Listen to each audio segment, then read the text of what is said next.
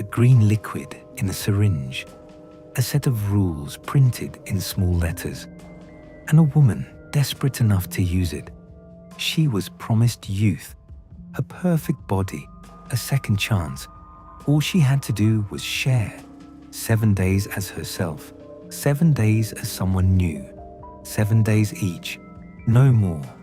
She took more, and what grew from that greed? I will tell you, but gently. First, let me tell you how she got there. Tonight, I want to tell you a story. It's a dark one, but don't worry. I'll tell it gently.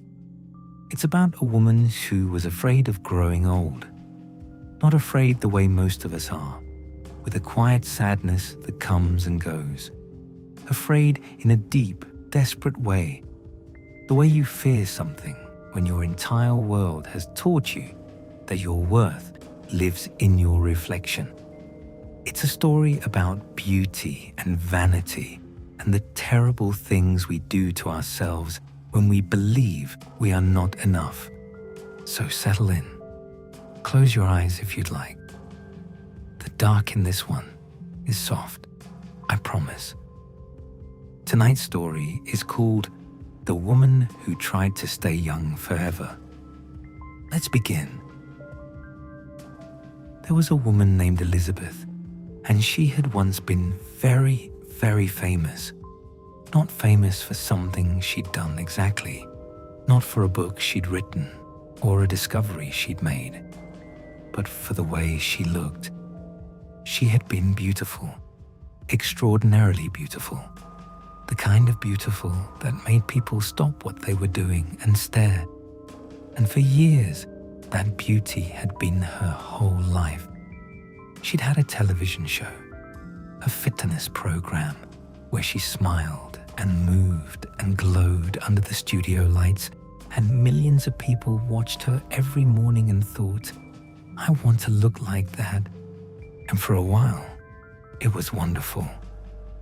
But time passed, the way it always does, and Elizabeth got older. Not old, mind you, just older.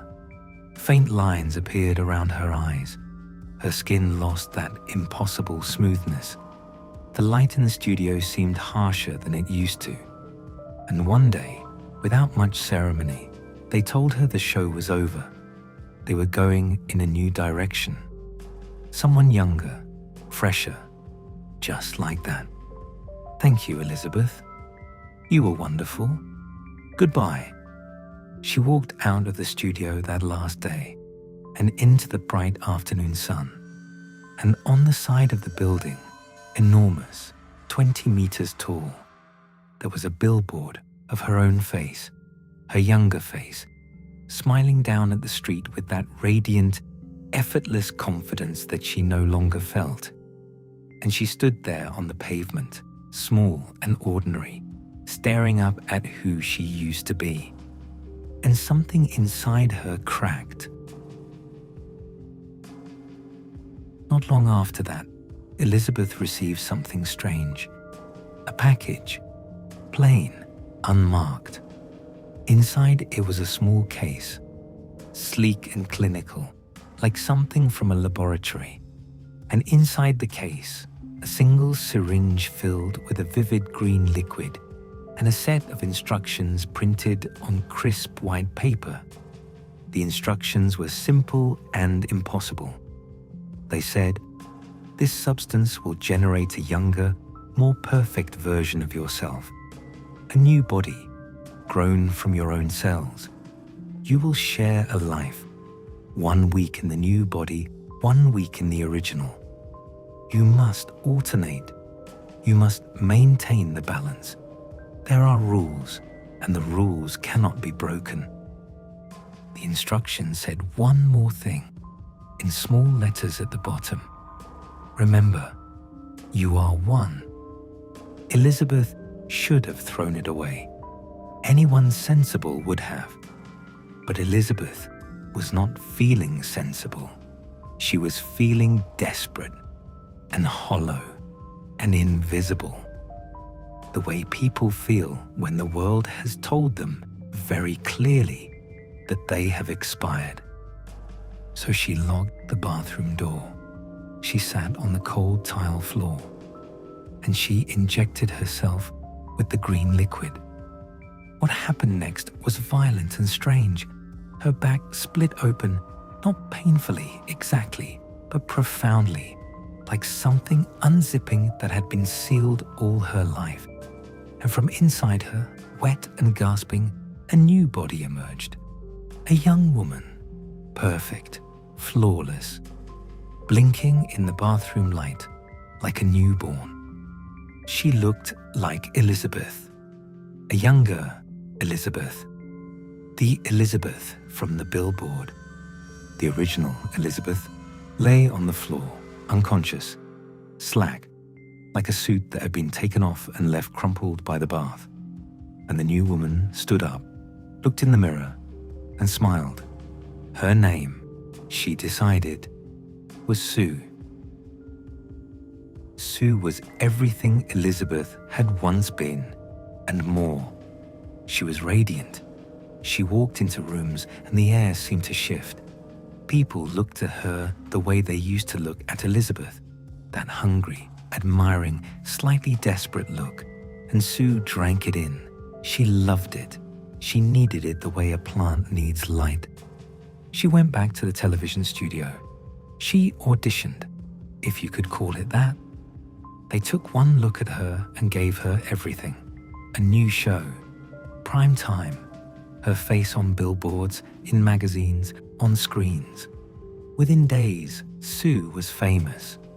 The world was hers again. Or rather, it was hers for the first time. But there were rules. Every 7 days, Sue had to return to the apartment, lie down beside Elizabeth's sleeping body, and switch. She had to connect herself. There was a tube, a feeding line, something clinical and strange. To Elizabeth's arm, she had to go to sleep, and Elizabeth had to wake up. Because they were one person. The substance had made that very clear. Elizabeth was the source. Sue was the extension. What happened to one happened to the other. The balance had to be maintained. At first, Sue obeyed the rules.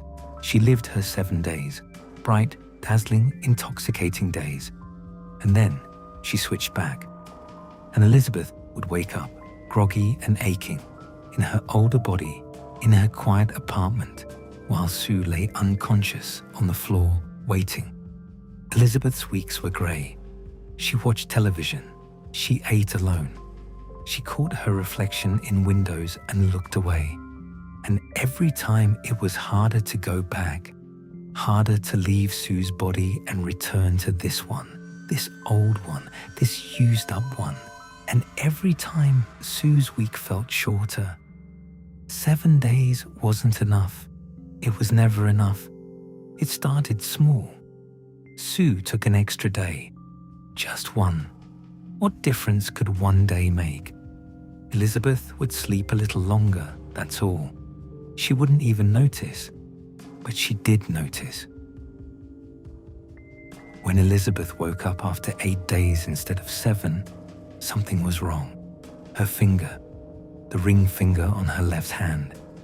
It was older than it should have been, wrinkled and stiff, the nail yellowed, as if that one stolen day had taken something from her, aged her just a little, just in that one spot.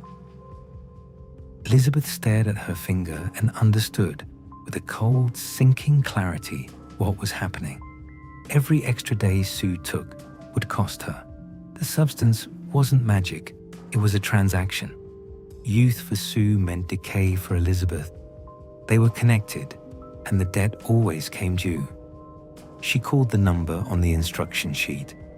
The voice on the other end was calm and mechanical. "You are one," it said. "Maintain the balance. There will be no further warnings." But Sue didn't want to hear it. Sue was standing in a dressing room, surrounded by lights and mirrors, and 100 people were telling her she was extraordinary, and the thought of giving up even one day of this, even 1 hour, felt like death. So she took another day, and another, and each time Elizabeth's body paid the price. Her back began to hunch, her skin grew papery and thin, her hair fell out in patches.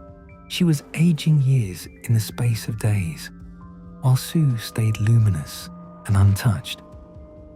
And the worst part, the truly cruel part, was that Sue didn't think of Elizabeth as herself. Not anymore. Elizabeth was the other one, the old one, the obstacle, something to be managed, minimized, tolerated. Sue had forgotten the most important rule. They were the same person. Elizabeth's apartment became a kind of prison. She could barely walk now. Her body had aged decades. She looked ancient, hollowed out, her spine curved, her hands like claws. When she caught sight of herself in the mirror, she didn't recognize the person looking back. This wasn't aging. This was something else. Something eaten from the inside. She tried to stop it. She tried to force the switch on time, to claw back the balance. But Sue was stronger now, younger, faster, and utterly unwilling to give up even a day of her beautiful, luminous life. Each time Elizabeth woke up, she was worse. Each time, more had been taken from her. And somewhere in the fog of her exhaustion and her decaying body, Elizabeth began to understand something terrible. Sue wasn't a gift. Sue wasn't a second chance. Sue was a parasite growing from her own vanity, a creature born from the part of her that believed she was worthless unless she was young and beautiful. She had done this to herself. She had split herself in two because she couldn't bear to be whole. The apartment grew dark and quiet. Elizabeth stopped cleaning. She stopped eating properly. She sat in the dim light and listened to the sound of her own breathing, ragged and thin, and waited for Sue to come home. Sometimes she cried, not loudly, just a thin, exhausted sound, like wind through a crack in a wall, the sound of someone who has finally understood the price of the bargain they made. Meanwhile, Sue was a star. She danced on television. She posed for photographs. She went to parties where everyone wanted to be near her, to touch her, to absorb some of whatever she had. And she smiled and smiled and smiled because smiling was what she was for. But cracks were beginning to show, literally. A patch of skin on her back, dry and rough, like scales. A fingernail that grew in yellowed and thick, a tooth that ached for no reason. The decay was leaking through. Elizabeth's deterioration was seeping into Sue's perfect body, like water through a crack in a dam. Sue covered it up. Makeup, bandages, long sleeves. She told herself it was temporary, manageable, nothing. But in the mirror, alone at night, she could see it spreading, and she was terrified, not of dying, of being ugly, of losing the only thing that mattered. She went back to the apartment. She stood over Elizabeth's ruined body and felt nothing but revulsion. This is what I came from, she thought. This is what I'll become if I go back. And she decided, in that moment, with the cold certainty of someone who has stopped seeing the other person as real, she would not go back. She would take it all, whatever was left. It was not a decision born of evil. It was born of fear, the desperate animal fear of someone who has built their entire existence on a surface and feels that surface beginning to crack. What happened next? I'll tell you gently. The body cannot sustain a lie forever. The substance had said they were one, and they were. And when the balance was broken beyond repair, the two halves tried to become whole again in the only way they could. It was not beautiful. Sue's body began to fail, to twist and distort, to merge with the decay she'd been running from. Flesh stretched in wrong directions, bones shifted under skin. The young and the old, the perfect and the ruined, collapsed into each other like two reflections smashing together in a broken mirror. What emerged was neither Elizabeth nor Sue. It was something else, something wounded and monstrous and pitiable, a creature that had once been a woman, torn apart by the simple, devastating belief that she was not enough as she was. It stumbled through the world, through bright streets and horrified crowds, and everywhere it went, people screamed and ran. The same people who had adored Sue, who had worshipped her face on billboards, now recoiled in disgust. Because that was always the deal. The world that rewards beauty punishes its absence with equal force. And somewhere inside that broken, merged body, a voice, Elizabeth's voice, or Sue's voice, or both, whispered, "I just wanted to be loved. I just wanted to be seen. Is that so terrible? Is that so wrong?" And of course it isn't. It never was. The tragedy isn't wanting to be beautiful. The tragedy is believing that beauty is the only thing that makes you real.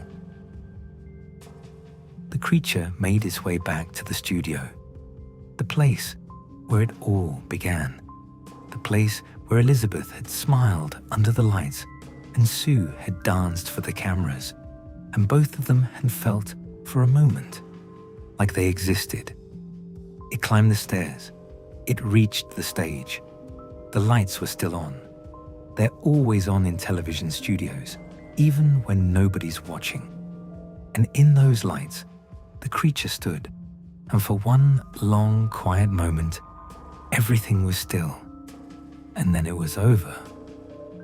What was left, and I won't describe it, because you don't need that picture in your head before sleep, was just a body, just the remains of someone who had been afraid and lonely and human, and who had made a terrible mistake because the world had taught her that growing old was the worst thing a woman could do. Outside the studio, dawn was breaking, pale pink light on the city. A street cleaner moved slowly along the pavement. A billboard was being taken down. Sue's face, already being replaced by someone newer, someone younger. The cycle continuing as it always does. And on the wall, in the early morning light, someone had left a single streak of something dark and red. And from a distance, if you squinted, if you were kind, it almost looked like a star. Here's the thing about this story that keeps me up at night.